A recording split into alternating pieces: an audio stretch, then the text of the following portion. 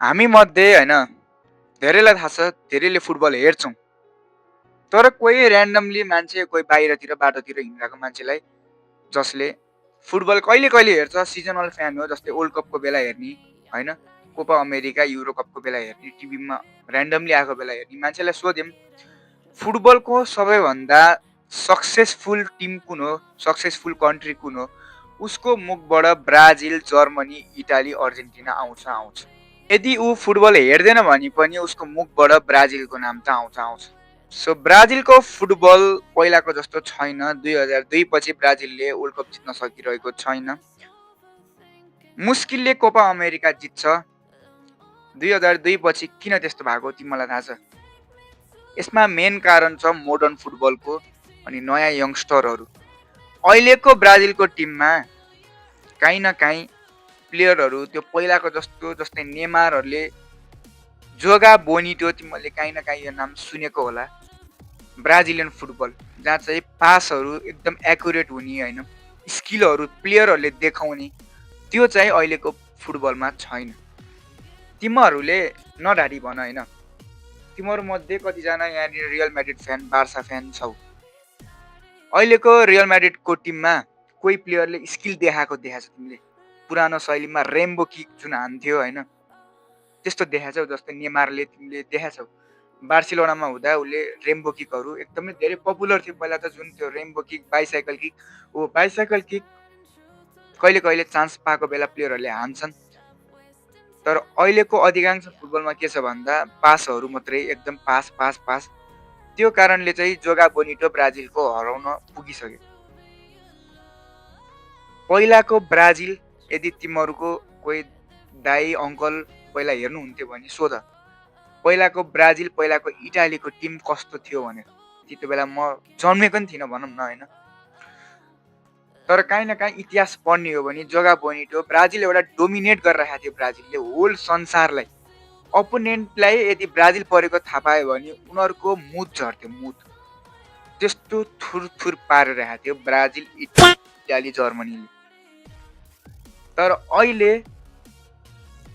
भुर्रे भार्रे भुस्से टिमहरू पनि डराउँदैन। यस्तो टिम पऱ्यो भने झन् उनीहरूको कन्फिडेन्स बढ्छ है। यो चाहिँ अहिलेको ट्रुथ हो।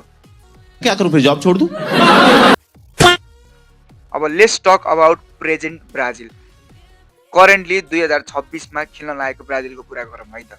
तर स्टिल ब्राजिलसँग कुनै पनि त्यस्तो नराम्रो प्लेयर छैन। ओल्ड क्लास प्लेयरहरू छन् जो चाहिँ ओल्ड वाइज होइन, धेरै कन्ट्रीको जुन क्लबहरूमा खेलिरहेको छन्, धेरै लिगहरूमा खेलिरहेको छन्, प्रिमियर लिग, ला लिगा, बन्डिसलिगा। 2002 पछि 2006मा ब्राजिल आउट हुन पुग्यो इटालीसँग। 2014मा चाहे 10 भन्दा पनि 14मा ब्राजिलको इतिहासमै सबैभन्दा नराम्रो तरिकाले हार भयो। 7-1ले ब्राजिल हार्न पुग्यो जर्मनीसँग, जहाँ चाहिँ नेमार जुनियर आफै नै इन्जर्ड भयो कोलम्बियासँगको गेममा। सायद त्यो ब्राजिलकै सबैभन्दा नराम्रो एउटा तितो हार हुन सक्छ। 2018मा बेल्जियमले आउट गर्थ्यो।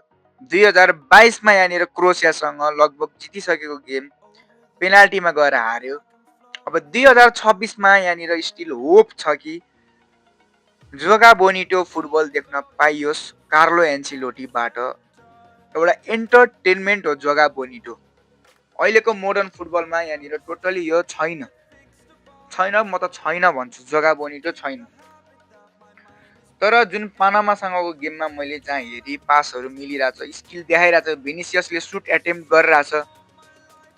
अहिलेको स्टार प्लेयरहरू म ब्राजिलको म एक्सपेक्ट चाहिँ गर्छु केही न केही 2026 वर्ल्ड कपमा राम्रो होस् भनेर। Neymar is also back. So 2026को लागि यहाँनिर कार्लो एन्चेलोटी म्यानेजर हो।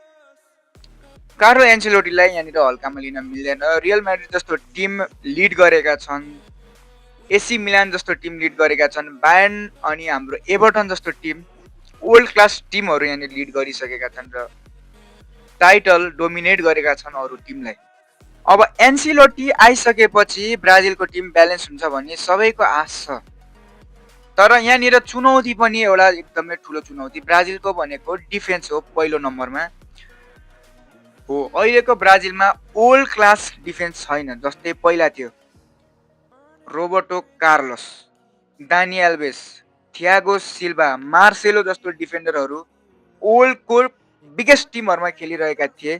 तर अहिलेको ब्राजिलमा म त्यो देख्दिनँ।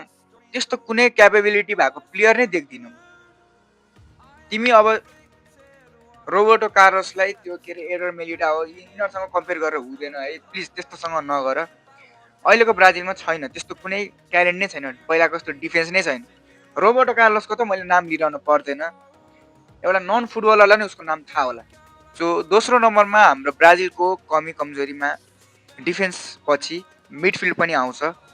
क्यासमेरो हो बेस्ट प्लेयर हो, one of the best player, one of the best midfielder.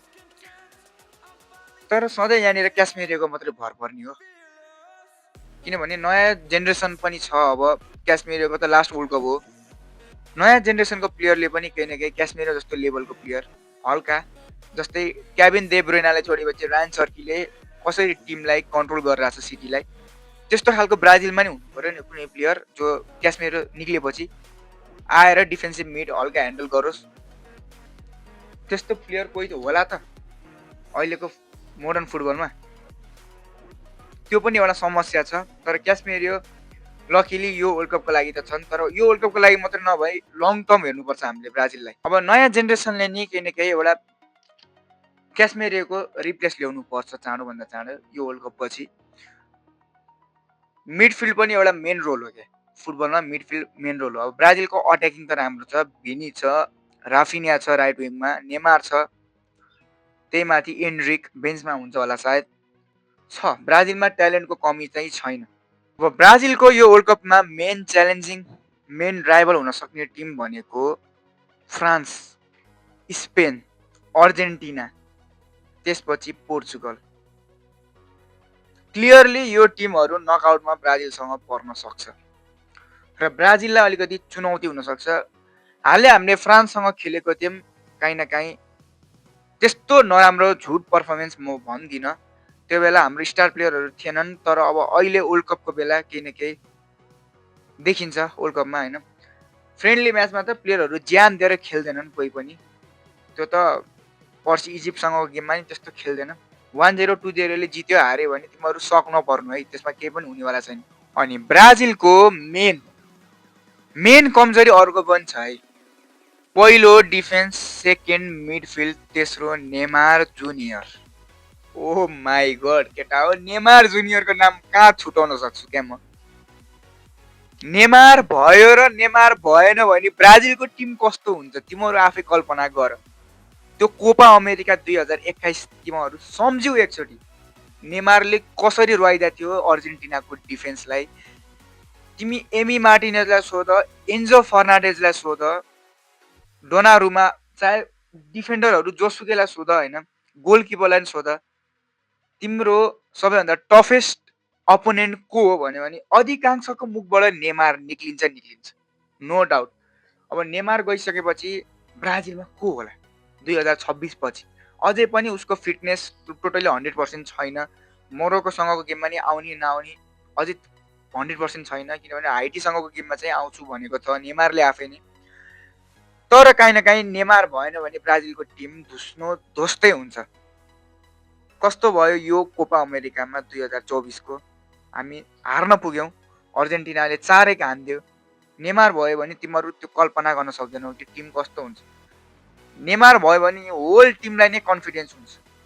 So hope गरौँ कि ब्राजिलले 2026 को वर्ल्ड कपमा केही न केही राम्रो पर्फर्मेन्स दियोस्।